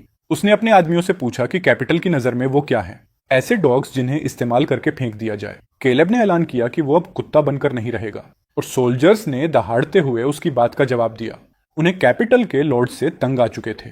अब बदलाव का समय था। सोल्जर्स की इमोशंस पूरी तरह भड़क उठी। वो गालियां देने लगे और सालों से दबा फ्रस्ट्रेशन बाहर निकालने लगे। तभी केलेब ने हाथ उठाकर नीचे दबाया, साइलेंस का सिग्नल देते हुए, और पूरी वैली तुरंत फिर शांत हो गई। उसने कहा कि वो सिर्फ 3 चीजों के लिए लौट रहे हैं। पहली, रिवेंज। उसने कहा कि वो इन्वेडर्स के खून से उन 8,600 ब्रदर्स की आत्माओं को शांत करेंगे जिन्हें उन्होंने खो दिया। दूसरी, अपनी फैमिलीज और उन लोगों को बचाने के लिए जो अभी भी उन्हें गार्डियंस मानते हैं। फिर वो एक पल के लिए रुका और उसकी नजर भीड़ में हर चेहरे पर घूमी। हर शब्द को भारी बनाते हुए उसने कहा कि वो वापस लेने जा रहे हैं जो उनका है। ये शहर उनकी ब्लेड्स ने जीता था, ये जमीन उनके खून से सींची गई थी। अब ये केलेब की है, और बिल्कुल भी उस कमजोर एम्परर की नहीं जो कैपिटल में बैठा है। उसकी आवाज धीमी पड़ते ही पूरी वैली मौत जैसी खामोशी में डूब गई। फिर अचानक वो साइलेंस पहले से 10 गुना ज्यादा जोरदार चीयर्स से टूट गया। सोल्जर्स चिल्लाने लगे कि शहर उनका है और उनकी जिंदगी केलेब की है, और उसी पल साफ हो गया कि ये आर्मी अब सच में उसकी बन चुकी है। वो अब एम्पायर के टूल्स नहीं थे, वो ऐसी ताकत बन चुके थे जो पूरी दुनिया पलट सकती थी। बिना एक और बेकार शब्द बोले केलेब ने अपना घोड़ा मोड़ा और अपनी लंबी ब्लेड आगे की तरफ तान दी, उस पास की तरफ जिसे ब्लैक विंड गैप कहा जाता था। सच कहें तो शहर पर सीधा हमला करना बेवकूफी होती, और केलेब बहुत चीजें हो सकता है लेकिन बेवकूफ बिल्कुल नहीं। गहरी रात की आड़ में वो मेन सिटी से बचकर निकलता है। अगर वो 30,000 इन्वेडर्स सिर्फ सुअरों का झुंड भी होते तब भी उन सबको काटते काटते आदमी की बाहें सुन्न हो जाती। लेकिन ये तो वो भेड़िए हैं जो 10 साल से भूखे बैठे हैं। उनसे सीधे भिड़ना सबसे घटिया स्ट्रेटेजी होती। उसकी प्लान कहीं ज्यादा सर्जिकल थी। पहले उनके दांत तोड़ो, फिर उनके पंजे काटो, और आखिर में जब वो सबसे कमजोर हों तब उनका गला चीर दो। ब्लैक विंड गैप दुश्मन की सप्लाईज आने का इकलौता रास्ता था। 30,000 आदमी और उनके घोड़ों को खिलाने के लिए हर दिन अनाज की खपत किसी आसमान छूते आंकड़े जैसी थी। शहर के अंदर मौजूद सप्लाईज ज्यादा दिन नहीं चलने वाली थी, इसलिए उनकी सप्लाई लाइन काटना मतलब उनकी लाइफ ब्लड का गला घोंटना था। केलेब चाहता था कि दुश्मन कमांडर और उसके 30,000 राइडर्स को पता चल जाए कि उत्तर का नाइटमेयर वापस लौट आया है। आज के बाद इस जमीन की डार्कनेस सिर्फ उसी की होगी। उधर हम वापस प्रिंसेस लूना की तरफ आते हैं, जो अभी अभी पहाड़ के नीचे अपने कैंप में लौटी थी। वो पूरी तरह ह्यूमिलेटेड और खोई हुई लग रही थी। उसकी एक ट्रस्टेड अटेंडेंट सावधानी से उसके पास आई और पूछा कि महान केलेब ने क्या कहा। लूना का चेहरा मौत जैसा सफेद पड़ चुका था और उसके होंठ बेकाबू कांप रहे थे। हर बार जब उसे उसकी मॉकिंग आईज और वो शब्द याद आते कि वो टू टेंटेड है, उसके दिल में तेज दर्द उठता। एक ऐसी ह्यूमिलेशन की लहर उस पर टूट पड़ी जैसी उसने जिंदगी में कभी महसूस नहीं की थी। वो हकलाते हुए बोली कि उसने उसे रिजेक्ट कर दिया। अटेंडेंट शॉक में आ गई। उसे यकीन नहीं हो रहा था कि कोई आदमी इतनी नोबल लेडी को ठुकरा सकता है। वो डिसबिलीफ में चीख पड़ी और पूछने लगी कि क्या केलेब पागल हो गया है। उसने तुरंत कैपिटल लौटने की सलाह दी, लेकिन लून जैसे किसी ट्रांस से जागी। उसने अटेंडेंट का हाथ इतनी जोर से पकड़ा कि उसके नेल्स स्किन में धंस गए। वो जानती थी कि वो अभी वापस नहीं जा सकता। अंदर ही अंदर उसे डर था कि अगर एम्परर को पता चल गया कि वो फेल हो गई तो उसका अंत तय है। तभी अचानक एक गार्ड भागता हुआ उनकी तरफ आया, जल्दी में लगभग गिरते हुए। उसने हांफते हुए बताया कि पहाड़ पर मौजूद रेबल्स मूव कर चुके हैं। लूना तुरंत स्लोप की तरफ मुड़ी। उसने देखा कि पहले जो टिमटिमाती आगें दिख रही थीं, वो सब बुझ चुकी थीं। अब पूरा पहाड़ पिच ब्लैक अंधेरे और मौत जैसी खामोशी में डूबा था। उसने घबराकर पूछा वो लोग कहाँ गए। गार्ड कांपते हुए बोला कि पूरी आर्मी का विशाल साया भूतों की लेजन की तरह उत्तर की तरफ बढ़ गया। उनकी मार्च का प्रेशर ही टेरिफाइंग था। जैसे ही नॉर्थ शब्द उसके दिमाग में गूंजा, लूना को एहसास हुआ कि वही दिशा कब्जाए गए शहर और इन्वेडिंग आर्मी की है। वो सोचने लगी कि अगर उसने गवर्नमेंट का ऑफर ठुकरा दिया तो फिर वो लड़ने क्यों जा रहा है। तभी बिजली की तरह एक ख्याल उसके दिमाग में गिरा और उसका शरीर ठंडा पड़ गया। वो ये सब कोर्ट के लिए नहीं कर रहा, ना ही उसके लिए, वो ये सब अपने लिए कर रहा है। वो अपनी छीनी हुई हर चीज वापस लेने जा रहा है। लूना कीचड़ में गिर पड़ी और होपलेस होकर उत्तर के गहरे अंधेरे को घूरने लगी। उसे एहसास हो गया कि चीजें पूरी तरह कंट्रोल से बाहर जा चुकी हैं। जो आदमी कभी जंजीरों से बंधा शिकारी कुत्ता था, वो अब आजाद हो चुका है और अब वो पहाड़ से नीचे ऐसी वाइल्ड फायर बनकर उतर रहा है जो रास्ते में आने वाली हर चीज को निगल जाएगी। अब हमारी नजर शहर के कमांडर मैनर पर जाती है, जो कभी केलेब का घर हुआ करता था, लेकिन अब दुश्मन लीडर खान का पैलेस बन चुका है। मेन हॉल के अंदर शराब की बदबू और म्यूजिक की आवाज भरी हुई थी। खान जोर जोर से हंस रहा था और फर्मेंटेड मिल्क के कप पर कप गले में उड़ेल रहा था। वो बेहद रेडियंट और विक्टोरियस लग रहा था। वो चिल्लाया कि ये पत्थर के शहर मैदानों के टेंट से कहीं ज्यादा आरामदायक हैं। नीचे बैठा एक वन आई ट्राइबल चीफ ग्लास उठाकर उसकी चापलूसी करने लगा। उसने कहा कि ये सब खान की डिवाइन पावर की वजह से हुआ है। आखिरकार गॉड ऑफ वॉर केलेब जा चुका है। चीफ हंसते हुए बोला कि केलेब के बिना नॉर्दर्न कैवलरी सिर्फ भेड़े हैं जो कटने का इंतजार कर रही हैं। खान लंबा घूंट भरते हुए डींगे मारने लगा कि उत्तर का तथाकथित किंग असल में सिर्फ एक बुचर था। उसने ये भी कहा कि केलेब का भाई, जिसे इंपीरियल जनरल कहा जाता था, अब उसका कुत्ता बन चुका है। एक क्रूल ग्रीन के साथ उसने गार्ड्स को आदेश दिया कि उसके जनरल डॉग को बाहर लाया जाए ताकि मौजूद चीफ्स का मनोरंजन हो सके। कुछ देर बाद 2 सोल्जर्स हॉल में घुसे, हंसते हुए एक आदमी को भारी आयरन चेन से घसीटते हुए। वो ऐसा नजारा था जिस पर किसी और हालात में यकीन करना मुश्किल होता। वो आदमी पूरी तरह नंगा था। उसके शरीर पर फुटप्रिंट्स और विप मार्क्स भरे हुए थे। उसके बाल चिड़िया के घोंसले जैसे उलझे हुए थे और चेहरा गंदगी से सना था। वो कोई और नहीं बल्कि केलेब का अपना भाई मार्कस था। बिना किसी आदेश के जैसे ही उसे अंदर घसीटा गया, मार्कस इंस्टिंक्टिवली चारों हाथ पैरों पर गिर पड़ा। एक घिनौनी हल्की सी स्माइल के साथ वो कुत्ते की तरह भौंकना शुरू कर देता है। उसकी वो चापलूस हरकत इतनी पैथेटिक थी कि वहां बैठे सारे ट्राइबल चीफ्स जोर जोर से हंसने लगे।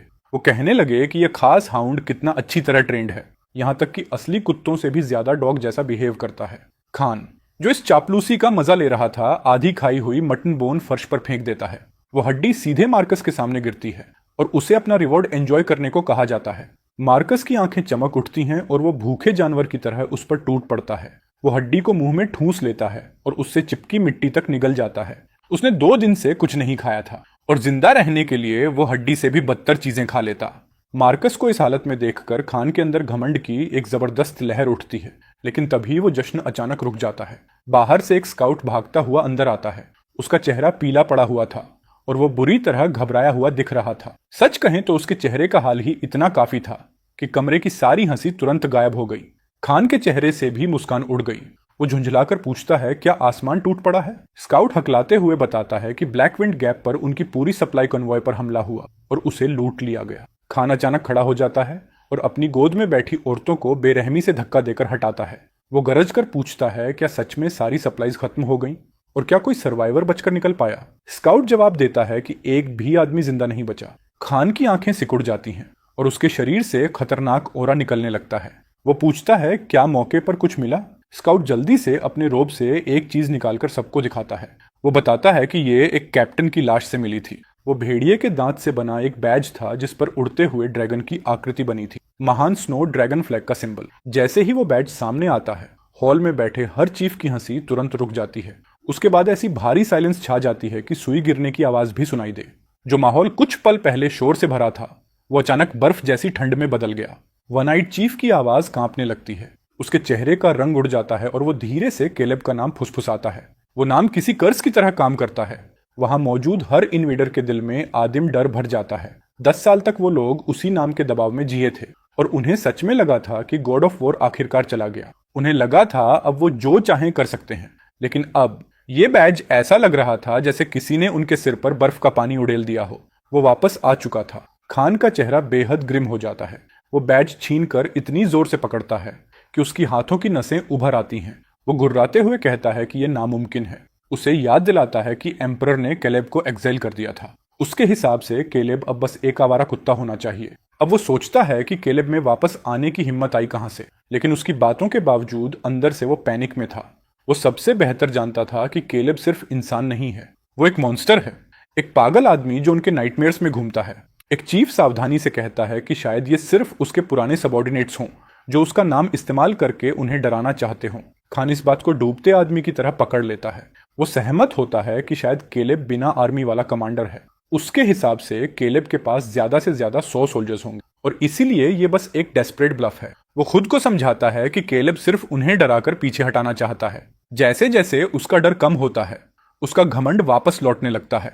वो जोर से आदेश देता है 5000 वुल्फ राइडर्स को ब्लैक विंड गैप भेजा जाए ताकि पास के हर इंच की तलाशी ली जा सके।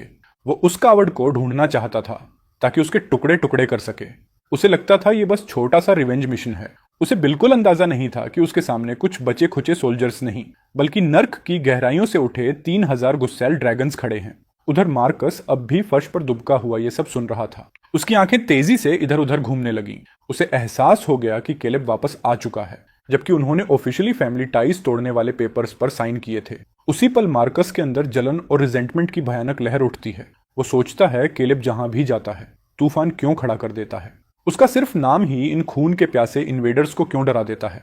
फिर वो खुद को देखता है, एक ऐसा आदमी जिसे खाने के टुकड़ों के लिए कुत्ते की तरह रेंगना पड़ रहा है और उसके मुंह की मिट्टी से भी ज्यादा कड़वा उसका अपमान लग रहा था। वो तय करता है कि वो पूरी जिंदगी पालतू जानवर बनकर नहीं रहेगा और तभी उसके दिमाग में एक घटिया प्लान जन्म लेने लगता है। उसे अपने नए मास्टर के सामने लॉयल्टी साबित करने का मौका दिखता है क्योंकि वो केलेब की कमजोरियों को सबसे बेहतर जानता है। वो रेंगते हुए खान के पैरों तक जाता है और अपना सिर उसके बूट से रगड़ता है। झूठी ह्यूमिलिटी से भरी आवाज में वो खान को महान कहता है और दावा करता है कि उसे रेबेल केलेब के सीक्रेट्स पता हैं। खान उसे सिर्फ घृणा से देखता है, लेकिन फिर भी क्यूरियोसिटी में पूछता है कि यह पैथेटिक आदमी क्या कहना चाहता है। मार्कस की आंखें चमक उठती हैं। वो कहता है कि केलेब बहुत एरोगेंट आदमी है और जरूर बहुत कम ट्रूप्स लेकर लौटा होगा। उसके मुताबिक केलेब सिर्फ स्नीक अटैक्स करके अपना प्रेस्टीज बढ़ाने की कोशिश कर रहा है। वो ये भी कहता है कि केलेब को हमेशा संकरी और खतरनाक वैलीज में ट्रैप्स लगाने का शौक रहा है। मार्कस आगे बताता है कि उसे पास में एक जगह पता है जिसे नैरो हेवन पास कहते हैं, जहां दोनों तरफ ऊंची क्लिफ्स हैं और बीच में सिर्फ पतला रास्ता। वो दावा करता है कि केलेब को ऐसी टेरेन बहुत पसंद है और सुझाव देता है कि खान वहां आर्चर्स छिपाकर एम्बुश लगाए। वो भरोसा दिलाता है कि जैसे ही केलेब अंदर आएगा एरोज की बारिश से बच नहीं पाएगा। मार्कस इतनी एक्साइटमेंट से बोल रहा था जैसे वो पहले ही केलेब की बॉडी को एरोज से छलनी देख चुका हो। उसे लगता था कि वो अपनी जान खरीद रहा है, लेकिन उसे बिल्कुल अंदाजा नहीं था कि उसका ये ब्रिलियंट प्लान असल में केलेब को ऐसी मैसिव अपॉर्चुनिटी की तरफ धकेल रहा है जिसकी कल्पना केलेब ने खुद भी नहीं की थी। वो आदेश देता है कि जनरल साइलस की कमांड में 5000 और आदमी नैरो हेवन पास में एम्बुश लगाने भेजे जाएं। वो खुद अपनी आंखों से देखना चाहता था कि क्या केलेब सच में वो अजय लेजेंड है जिससे हर कोई डरता है। नीचे जमीन पर रेंगते मार्कस को देखकर खान एक रेयर ठंडी मुस्कान देता है। वो कुत्ते से कहता है कि शायद वो सच में काम का साबित हो सकता है। वो वादा करता है कि अगर केलेब पकड़ा गया तो मार्कस को रैंक और ऐशोराम की जिंदगी दी जाएगी। एक्साइटमेंट से कांपता हुआ मार्कस पागलों की तरह भौंकना शुरू कर देता है। वो अपना सिर फर्श पर इतनी जोर से मारता है कि खून निकल आता है और कसम खाता है कि वो खान की सेवा किसी बोझा ढोने वाले जानवर की तरह करेगा। उसे लग रहा था उसके गोल्डन डेज वापस आने वाले हैं। उसे बिल्कुल एहसास नहीं था कि ये आइडिया देकर उसने खुद अपने और इन्वेडर्स के लिए एक विशाल कब्र खोद दी है। उधर ब्लैकविंड गैप में भारी खामोशी छाई हुई थी। हवा में खून की मेटेलिक स्मेल और धुएं की तीखी बदबू घुली हुई थी। 300 से ज्यादा दुश्मनों की लाशें जमीन पर बिखरी पड़ी थीं। ज्यादातर एक ही प्रिसाइज वार में मारे गए थे। उनके चेहरे प्योर टेरर में जमे हुए थे। सारी सप्लाई वैगन्स जलकर कोयला बन चुकी थीं। केलेब अपने घोड़े पर बैठा ये सब ठंडी और डिटैच्ड नजरों से देख रहा था। सच कहें तो इतनी छोटी विक्ट्री उसके बड़े प्लेन के लिए बस एपेटाइजर जैसी थी। क्लीनअप संभाल रहा एक सेंट्यूरियन उसके पास रिपोर्ट देने आता है कि कोई भी सर्वाइवर जिंदा नहीं छोड़ा गया। उसका नाम लियो था, एक पुराना वेटरन जिसके बाएं गाल पर लंबा स्कार था जो उसे और खतरनाक लुक देता था। केलेब सिर हिलाकर पूछता है कि उनके अपने लोगों को कोई नुकसान हुआ क्या। लियो हल्की डिस्डेन के साथ बताता है कि सिर्फ 3 लोगों को मामूली स्क्रैचेस आए। इन्वेडर्स इतने अचानक अटैक में फंसे कि रिएक्ट करने से पहले ही टूट गए। ये एक्सपेक्टेड था। सालों में केलेब ने उनके अंदर इतना डर बैठा दिया था कि उनके स्काउट्स बॉर्डर के 30 माइल अंदर आने की भी हिम्मत नहीं करते थे। केलेब के जाने के बाद उन्हें लगा दुनिया शांत हो गई है और उन्होंने अपनी गार्ड पूरी तरह गिरा दी। बिना प्रॉपर स्काउट्स के सप्लाई कन्वॉय भेजना प्रैक्टिकली खुद मौत को बुलाना था। लियो फिर पूछता है अगला कदम क्या होगा। जेकब आगे घोड़ा बढ़ाकर पूछता है क्या उन्हें यहीं वेट करना चाहिए। केलेब सिर हिलाकर एनिमी सिटी की तरफ देखता है। वो जानता था खान पूरा बेवकूफ नहीं है और जरूर बड़ी फोर्स भेजेगा इन्वेस्टिगेशन के लिए। वो लोग एक जगह नहीं रुक सकते। उसका गोल कोई नॉर्मल पोजिशनल बैटल नहीं था। उसका असली मकसद था दुश्मनों को इतना दौड़ाना कि वो पूरी तरह थक जाए, उन्हें एक पल की भी शांति ना मिले जब तक वो डर और भूख से टूट ना जाए। वो खुद को शैडोज में छिपे भेड़िए की तरह इस्तेमाल करना चाहता था, जो बार बार काटे, दुश्मन को खून से खाली कर दे, लेकिन खुद कभी हाथ ना आए। केलेब आदेश देता है कि आर्मी को 300-300 के 10 यूनिट्स में बांट दिया जाए, जो ब्लैकविंड गैप से अलग अलग दिशाओं में फैल जाए। वो उन्हें निर्देश देता है कि मेन एनिमी फोर्स से बचें और पूरा फोकस स्क्वाड्स और सप्लाई लाइंस खत्म करने पर रखें। उन्हें तेजी से हमला करना है और फाइट में कभी ज्यादा देर नहीं रुकना। हर रात उन्हें माउंटेन्स में तैयार हिडन केव्स और सीक्रेट पाथ्स में रिलोकेट होना होगा। वो चाहता था कि ये 100 मील का टेरेन ऐसी फोरबिडन जोन बन जाए जहां हर कदम पर इन्वेडर्स को लगे जैसे वो लैंडमाइन पर चल रहे हों। जैकब और बाकी कमांडर्स की आंखें एक्साइटमेंट से भर उठती हैं। यही वो वॉरफेयर थी जिसे वो सबसे ज्यादा पसंद करते थे। सालों पहले केलेब ने यही टैक्टिक्स इस्तेमाल करके सिर्फ 3000 राइडर्स से 3 लाख की आर्मी को 3 महीने तक रोक दिया था और आखिर में उन्हें तोड़ दिया था। अब हिस्ट्री बस खुद को दोहरा रही थी। केलेब एक और आदेश जोड़ता है, उन्हें पूरी तरह रूथलेस होना होगा। कोई सर्वाइवर नहीं छोड़ा जाएगा, लेकिन हर स्कर्मिश के बाद उन्हें सबसे साफ दिखने वाली जगह पर ड्रैगन क्रेस्ट बैज छोड़ना होगा। वो चाहता था कि खान को बिल्कुल पता चले उसके आदमी कौन मार रहा है। वो चाहता था कि हर सुबह आंख खुलते ही खान सबसे पहले उसी का नाम सोचे। उन ऑर्डर्स तेजी से भेज दिए जाते हैं और 3000 राइडर्स रोलिंग माउंटेन्स के अंधेरे में स्याही की बूंदों की तरह गायब होने लगते हैं। फिर केलेब जैकब और कुछ दर्जन एलीट गार्ड्स को लेकर दूसरी दिशा में निकल पड़ता है, ऐसी जगह की तरफ जहां उसका भाई कभी सोच भी नहीं सकता था कि वो जाएगा। अगली सुबह की रोशनी फैलने तक 50 आदमियों की स्काउट टीम सावधानी से एक संकरे माउंटेन पाथ पर आगे बढ़ रही थी। वो खान द्वारा केलेब को ढूंढने भेजी गई मैसिव सर्च पार्टी का हिस्सा थे। उनका लीडर, एक सेंचुरियन, चारों तरफ एक्सट्रीम विजिलेंस से नजर दौड़ा रहा था। उसे बिल्कुल पता नहीं था कि झाड़ियों के अंदर से कई आंखें उसे देख रही हैं। पिछली रात ब्लैकविंड गैप के मैसेक्रे की खबर पूरी आर्मी में फैल चुकी थी। हर कोई जान चुका था कि गॉड ऑफ वॉर वापस आ गया है। सेंट्यूरियन अपने आदमियों पर चिल्लाकर उन्हें अलर्ट रहने को कहता है। वो धीमी आवाज में चेतावनी देता है कि केलेब को ऐसी टेरेन में अपने डेडली ट्रिक्स खेलने का बहुत शौक है। जैसे ही उसके मुंह से ये शब्द निकले, उसे अचानक अपनी गर्दन पर ठंडक महसूस हुई। वो इंस्टिंक्टिवली हाथ ऊपर ले गया, लेकिन उसकी उंगलियां गर्म और चिपचिपे खून को छूती हैं। नीचे देखने पर उसने अपनी चेस्ट में ढसा काला एरो देखा, जिसकी नोक ताजे खून से चमक रही थी। वो बोलने की कोशिश करता है, चीखने की या शायद प्रार्थना करने की, लेकिन उसके गले से सिर्फ गीली घरघराहट निकलती है और अगले ही पल वो घोड़े से सीधा नीचे गिर पड़ता है। तभी उसके सोल्जर्स पैनिक में अपनी कर्व्ड ब्लेड्स निकालते हैं, लेकिन तब तक बहुत देर हो चुकी थी। घने जंगलों से घिरे उस पहाड़ी रास्ते के दोनों तरफ से अचानक मौत की आवाज गूंजी। अनगिनत तीर तूफानी बारिश की तरह बरस पड़े और हवा चीखों से भर गई। उन स्काउट्स को अपने दुश्मन की परछाई तक नहीं दिखी। उससे पहले ही वो इंसानी पिनकुशन बन चुके थे। 10 सांसों से भी कम वक्त में पूरी झड़प खत्म हो गई। साफ, तेज और परफेक्टली एग्जीक्यूटेड काम। काले कपड़ों में ड्रैगन कैवलरी के दर्जनों सैनिक, जिनके चेहरे वुरपेंट से ढके थे, जंगल से बाहर निकले। वो प्रैक्टिस्ड प्रिसीजन के साथ लाशों को चेक करने लगे और जो अभी जिंदा थे उन्हें आखिरी वार देकर खत्म कर दिया। आखिर में उन्होंने सेंट्यूरियन की छाती पर एक ड्रैगन क्रेस्ट बैज टांग दिया, अपनी डरावनी पहचान छोड़ते हुए। फिर वो भूतों की तरह वापस जंगल में गायब हो गए। पूरा दिन यही मंजर अलग अलग जगहों और अलग अलग वक्त पर दोहराया गया।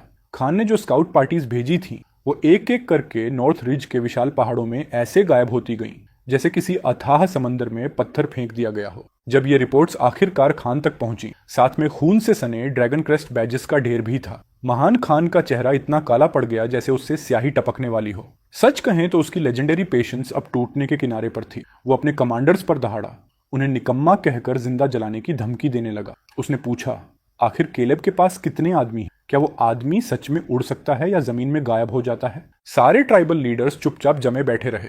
किसी की सांस लेने की भी हिम्मत नहीं हुई, क्योंकि डर प्लेग की तरह फैल चुका था। अंदर ही अंदर वो जानते थे कि अदृश्य दुश्मन सबसे खतरनाक होता है।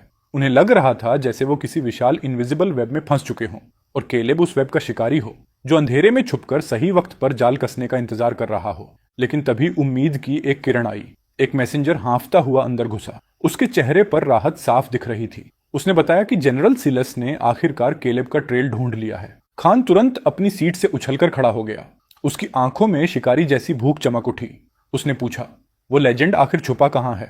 मैसेंजर ने बताया कि डॉग मार्कस की जानकारी के आधार पर साइलस ने कई 100 आदमियों की एक यूनिट को नैरो हेवन पास की तरफ बढ़ते देखा है। साइलस पहले ही शॉर्टकट लेकर ऊपर की क्लिफ्स पर एम्बुश लगाने पहुंच चुका है। उसने खान को भरोसा दिलाया कि केलेब सीधे जाल में चलकर आ रहा है। खान ने लगातार 3 बार गुड चिल्लाया उसके चेहरे का अंधेरा अब एक क्रूर मुस्कान में बदल चुका था। उसने आदेश दिया कि साइलस जल्दी ट्रैप एक्टिवेट न करे। वो खुद वहां पहुंचना चाहता था। वो अपनी आंखों से देखना चाहता था कि वो अजेल एजेंट आखिर कैसे टूटकर खून में लथपथ होता है। उसने अपने जनरल्स को आदमियों को तैयार करने का आदेश दिया और वादा किया कि जैसे ही केलेब मरेगा वो दक्षिण की तरफ मार्च करेंगे, कैपिटल को लूटेंगे, एम्परर को पकड़ेंगे और प्रिंसेसेस को अपने लिए छीन लेंगे। टेंट फिर से इन्वेडर्स की भूखी हुआ से गूंज उठा, जिन्हें सच में लग रहा था कि जीत अब उनके हाथ में है।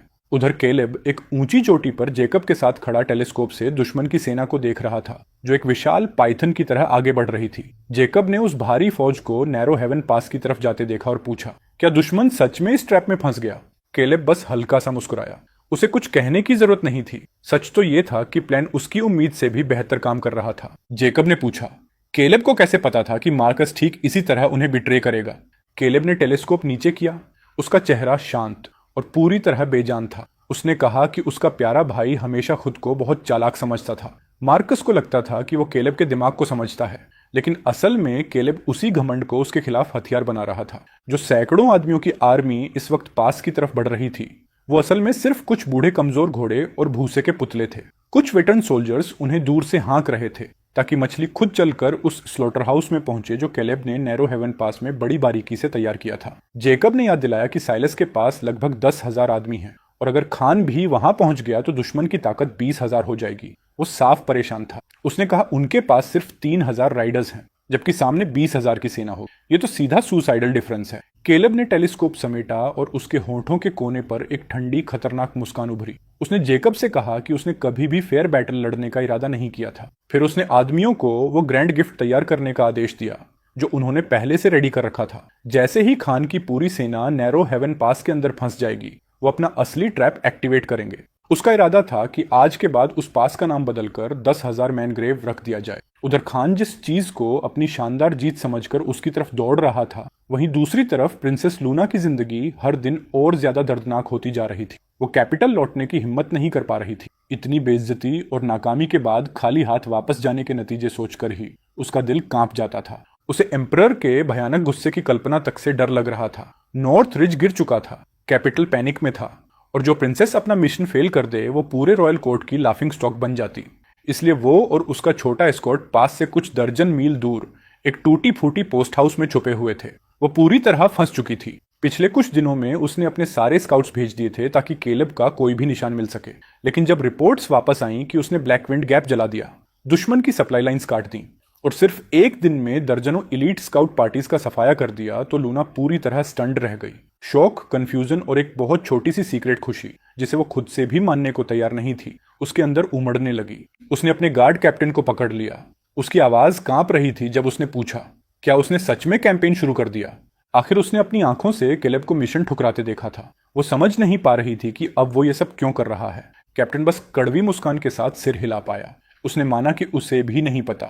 हालात देखकर तो यही लग रहा था कि केलेब किसी पर्डन के पीछे नहीं है। ऐसा लग रहा था जैसे वो अकेले ही 3 लाख इन्वेडर्स से लड़ने निकल पड़ा हो। वो पागल आदमी है, लूना ने खुद से फुसफुसाया, लेकिन किसी वजह से उसी पागल आदमी की छवि उसके दिमाग में और भी बड़ी और साफ होती जा रही थी। उसे कैंपफायर के पास बैठा वो आदमी याद आया जिसने ठंडे चेहरे से कहा था कि वो उसके लायक भी नहीं है। वो आदमी जिसे उसने हमेशा एक गंवार बचर समझा था, वही असल में पूरे एम्पायर को संभाले हुए था। वही आदमी जिसने 10 साल तक अकेले नॉर्दर्न डिफेंस को जिंदा रखा और आखिर में उसी एम्पायर ने उसे छोड़ दिया जिसकी वो रक्षा करता था। फिर भी एम्पायर के सबसे अंधेरे वक्त में सबसे पहले उसी ने खड़े होकर खून से भरी जंग का ऐलान किया। दूसरी तरफ मार्कस था, जो इस वक्त खान के पैरों में दुम हिलाता हुआ एक कुत्ते की तरह पड़ा था। दोनों भाइयों के बीच का फर्क जमीन आसमान जैसा था। पछतावा धीरे धीरे जहरीले सांप की तरह लून के दिल को काटने लगा। काश वो इतनी घमंडी ना होती, काश रॉयल फैमिली इतनी शॉर्ट साइटेड ना होती, काश फैमिली की मेन ब्रांच इतनी लालची ना होती।